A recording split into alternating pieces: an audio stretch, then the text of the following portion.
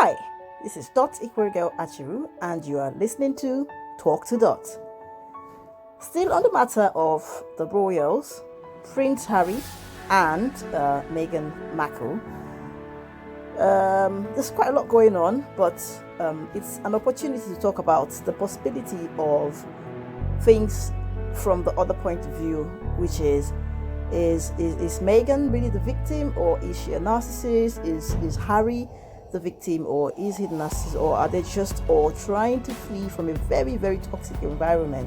Now, obviously, with the monarchy, you can't deny the fact that it is a very, permit me to say, toxic environment. I mean, let's look into what a narcissist is and descriptions, and then you be the judge to see if she fits into what people are saying. People think that people have their impressions of what they think she is, but then it could also be that she is just the one taking all the blows.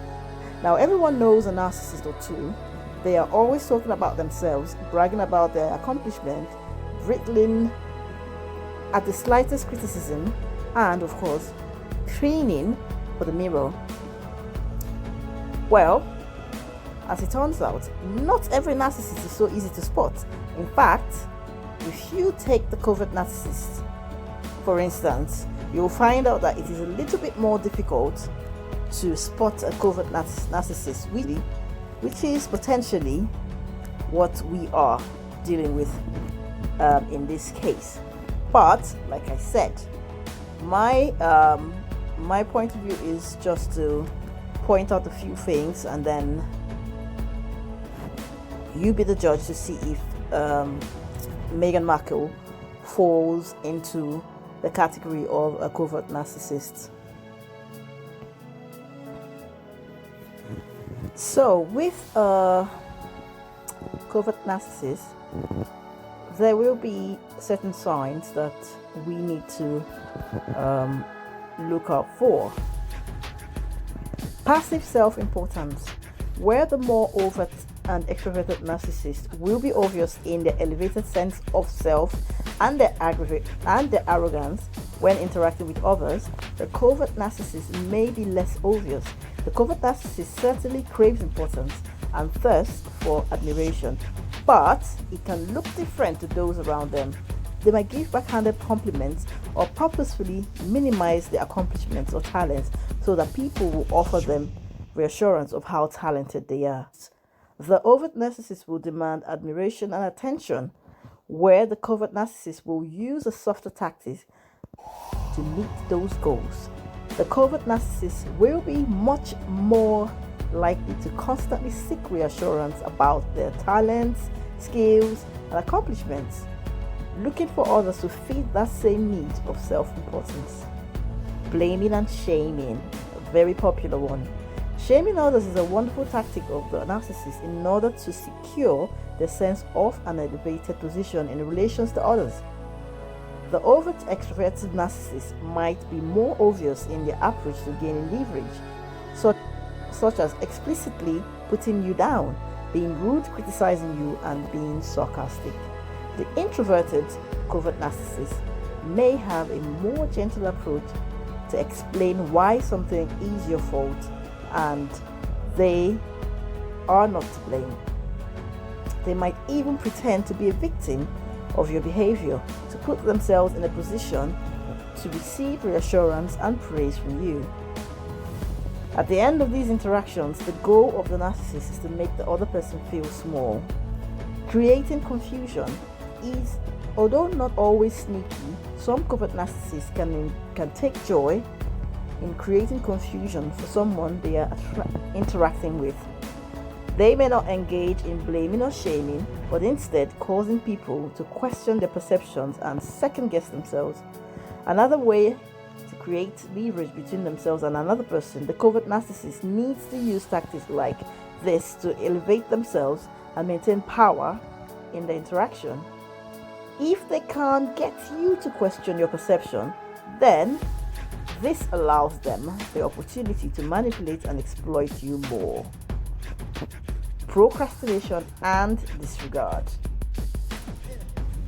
Covert narcissists will do whatever they need to do in order to keep the focus on themselves.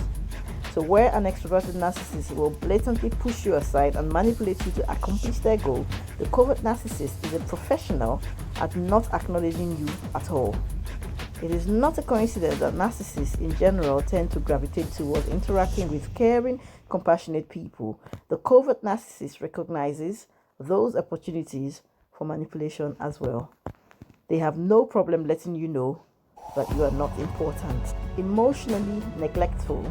Narcissists are inept at building and nurturing emotional bonds with others. How could they know how to maintain bonds with others if the energy is always focused on themselves? The covert narcissist is no different.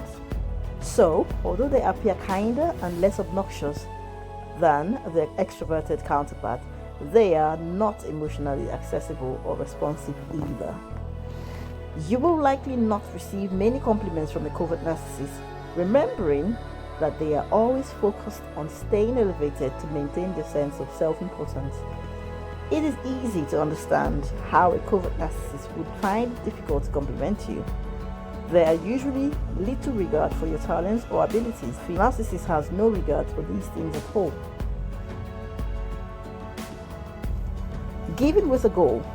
So, a covert narcissist might present themselves in a way that looks like they are giving, but their giving behavior is only demonstrated with the intent of getting something in return. A simple everyday example could be something like putting a tip in a jar at your local coffee shop.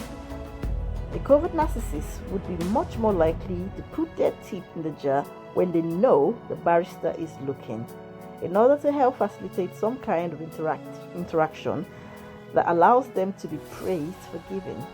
The intent of giving for a covert narcissist is always more about them and less about those to whom they are giving.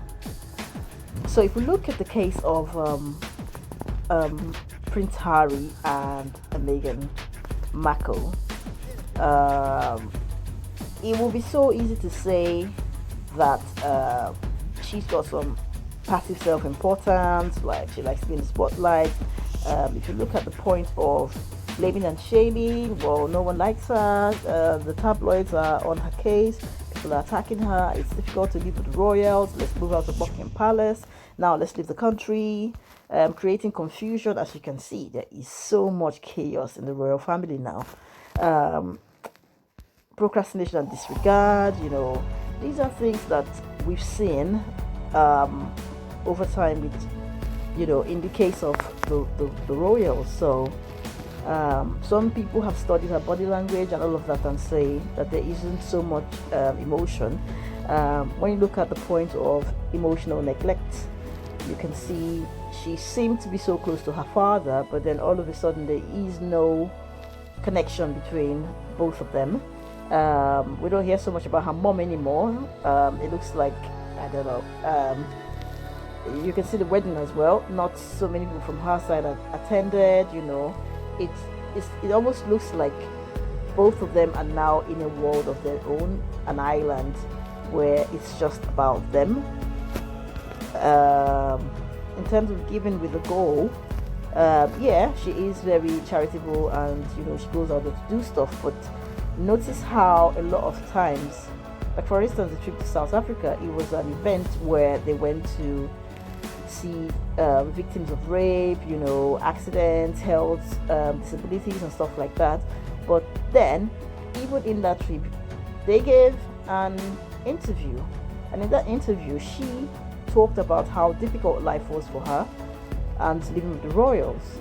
Now you would think that you're going to South Africa to support children who have been raped, who are going through a hardship, but then that's not the best time to give an interview talking about how hard your life is, because if you look at it, you've just turned the attention to yourself.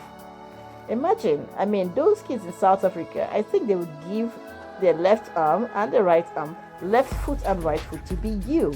But then you've turned the attention from what you went to do there, and today the world is focusing on your interview instead of the charitable work that you guys went to do there. Now, in saying all this, based on textbook, intuition, and analysis, it's easy to say that, yeah, she's the narcissist, she's the this and the manipulator and this and that. But we are making, we're making a judgment and we're doing like a psychoanalysis based on the media and the press. I always say time will tell. As time passes, we'll get to understand. Now, in my experience with narcissists, overt narcissists, when they've had enough of the supply, there will be a discard stage. Some people say, oh, she discarded her family, she's had enough of them. She discarded her father because she's got what she needs from him. She discarded her first husband because she got what she needed from him. So if that's the case, when she's done with the spotlight and whatever it is that she was getting out of being with Prince Harry, she will discard him. But then if she doesn't, then we can all go back and say, we're sorry for seeing you as the negative person in the mix. Now, another thing you have to understand is that narcissists are attracted to empaths, people that are very emotionally attached and people that want to see the best in people, very compassionate. And Harry sort of like fits that profile. Everyone loves Harry. Come on, I mean, he's been a bit of a loose cannon, but we all love Harry, Prince Harry, and it seems like that's the attraction. Narcissists have the ability to seek that ability in people and then affiliate themselves to the person. He is doing what he's doing because he wants to protect his wife and his family from a very, very toxic environment. Now, you have to look at the background of Harry. He went through a lot of childhood trauma with the passing of his mom and all that. He's admitted to things about his health and his mental health and depression and all that. He actually said whenever he hears the camera flashing, it kind of sends him back. So there's a lot of unresolved issues with him. And it looks like, this coming together, both of them, is a little bit, there is another side of it. So is he acting and separating himself like he's always done? Because I don't want to be in a toxic environment. I don't want my wife to go through what my mom went through. I want to make things different for my family. I want to move it away.